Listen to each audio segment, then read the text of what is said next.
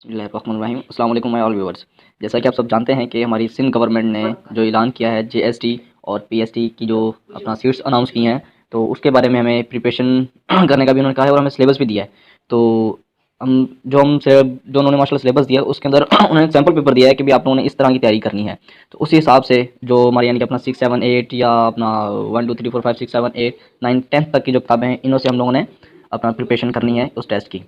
तो इस प्रिपरेशन करने के लिए काफ़ी लोगों को, काफ़ी मेरे बहन भाइयों को इस चीज़ की समझ नहीं आती कि प्रिपरेशन करने का एक मेथड होता है। तो उस चीज़ को अपने यानी कि जो बुक्स होती हैं उनसे कैसे प्रिपरेशन की जाए। तो काफ़ी हमारे बहन भाई होते हैं जो पूरी बुक रट लेते हैं या पूरी बुक के अंदर घुस जाते हैं, या वो यानी कि पूरी बुक की एक्सरसाइज करने लग जाते हैं, एग्जाम प्ले करते हैं। ठीक है, वो अच्छी बात है, वो करनी चाहिए, लेकिन इसका एक मेथड है जिस हिसाब से आपका टाइम भी कम लगेगा और आपकी तैयारी भी वेल एंड गुड होगी, यानी कि आपकी तैयारी भी बहुत अच्छी होगी। तो लेट्स नाउ स्टार्ट करते हैं। जैसा कि इस बुक में यूनिट नंबर 1 सेट्स है, तो सेट्स के बारे में हमने प्रिपरेशन अपनी कैसे करनी है। जैसे इसमें जो फर्स्ट क्वेश्चन हमारा इजीली बन जाएगा कि 19th सेंचुरी में Georg Cantor was the first mathematician who gave the concept of set. इसमें फर्स्टली और वीआईपी सवाल बन रहा है कि who is the first mathematician who gave the concept of the set. तो जॉर्जो कैंटर जो था, इसने फर्स्ट मैथमेटिशियन था जिसने कंसेप्ट ऑफ सेट दिया था। तो इसमें जो अगर हम सेट की डेफिनेशन करते हैं, तो सेट की डेफिनेशन के लिए हमें सिर्फ दो चीज़ों को देखना पड़ेगा। Set is a collection of well defined and distinct object.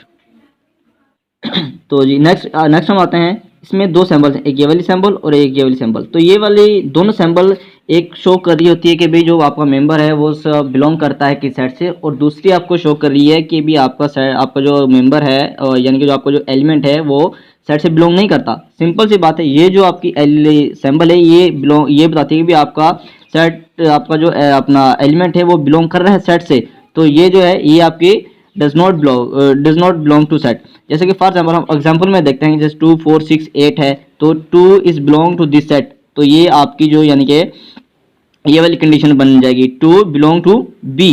And next अगर हम नेक्स्ट देखें तो नेक्स्ट में देखेंगे 3 is not belong to B. यानी कि ये जो सैम्पल है ये बताती है कि भाई आपका जो मेंबर है वो, आपका जो एलिमेंट है वो सेट से बिलोंग करता है, और ये वाली जो सैम्पल है ये बताती है कि भाई आपका सेट से, आपका जो एलिमेंट है वो सेट से बिलोंग नहीं करता।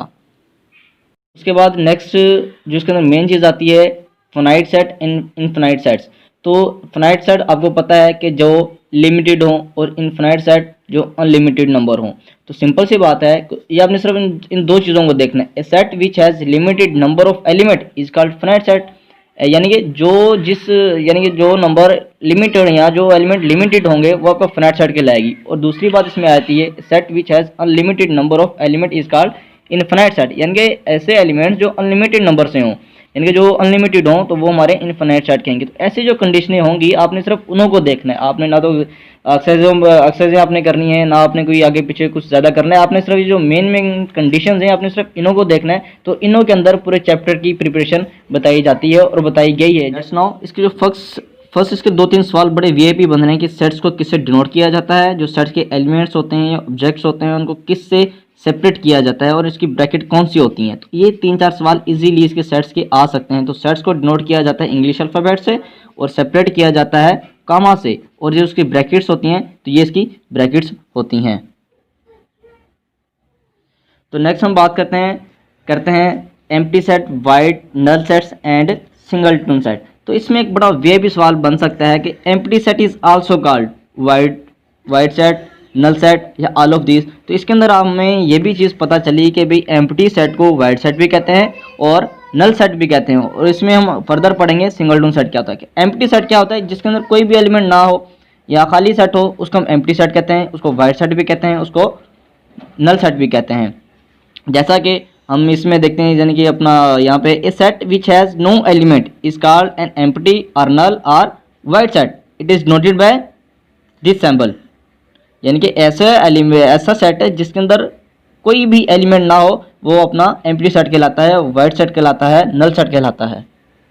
तो नेक्स्ट अभी हम बात करते हैं कि सिंगलटन सेट क्या है। Set having only one element is called singleton set. यानी कि ऐसा सेट जिसके अंदर सिर्फ एक एलिमेंट हो वो आपको सिंगलटन सेट कहलाएगा।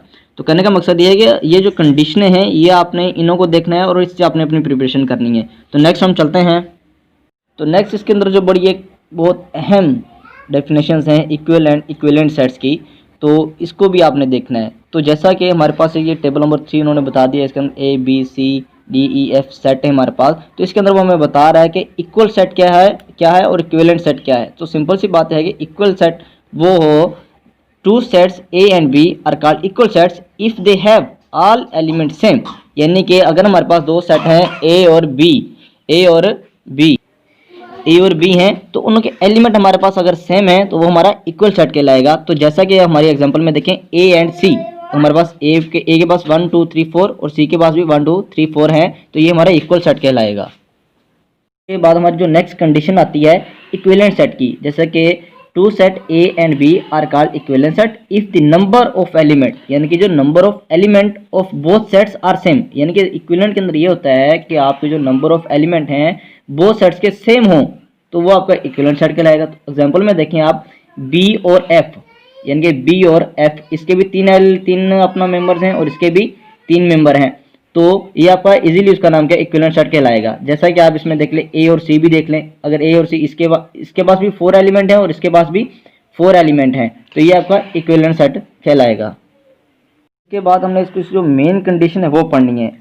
मेन कंडीशन क्या है, all equal sets are also equivalent sets but all equivalent sets may not be equal sets.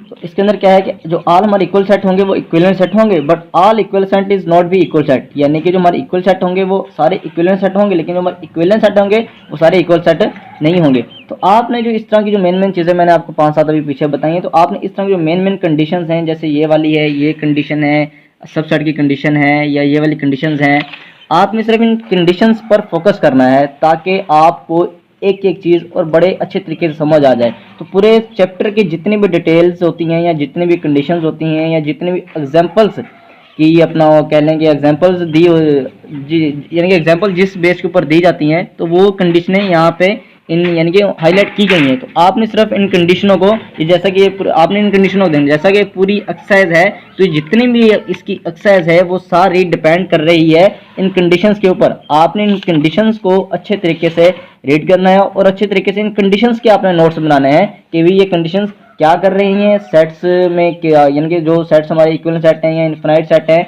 या जो भी बहरहाल जो भी इसके अंदर है, तो सब चीज़ें इस कंडीशंस के अंदर बताई गई हैं। तो आपने सिर्फ इन कंडीशंस को देखना है। भले अगर आप एक्सरसाइज करें तो अच्छी बात है, लेकिन अगर आप इन कंडीशंस को अच्छे तरीके से पढ़ लेंगे तो आपके कंसेप्ट इजीली क्लियर हो जाएंगे। जब तक आपके कंसेप्ट नहीं क्लियर होंगे तब तक इंसान यानी कि वो सही तरीके से ना तो एक्सरसाइज कर सकता है ना तो क्वेश्चंस कर सकता है। तो अभी नेक्स्ट इंशाल्लाह ताला हम यानी कि जो अगले चैप्टर है उनके बारे में भी बात करेंगे, लेकिन इस सेट चैप्टर के अंदर जितनी भी मैंने आपको बातें बताई हैं या जितनी मैंने आपको कंडीशंस दी हैं, आपने इनको अच्छे तरीके से पढ़ना है और अच्छे तरीके से इनों के नोट्स बनाने हैं। तो ये यानी कि आप इजीली इसका जो अपना जो सेट्स के क्वेश्चन होंगे वो आप इजीली कर सकते हैं, जो हमारा पीएसटी और जीएसटी का टेस्ट हमारी सिंध गवर्नमेंट ने दिया है। तो इंशाल्लाह ताला मुझे उम्मीद है कि आप इस चीज़ को अच्छे तरीके से पढ़ेंगे और इससे अच्छी तैयारी करेंगे। Thank you. और इंशाल्लाह नेक्स्ट चैप्टर की भी हम वीडियोस तैयार करेंगे और आप तक जल्द से जल्द पहुंचाएंगे कि कौन कौन सी चीज़ें हमने यानी कि इसमें पढ़नी है। तो हमारे मेहरबानी करके हमारे चैनल को शेयर भी कीजिएगा और सब्सक्राइब भी कीजिएगा साहिल अली टीवी को। Thank you.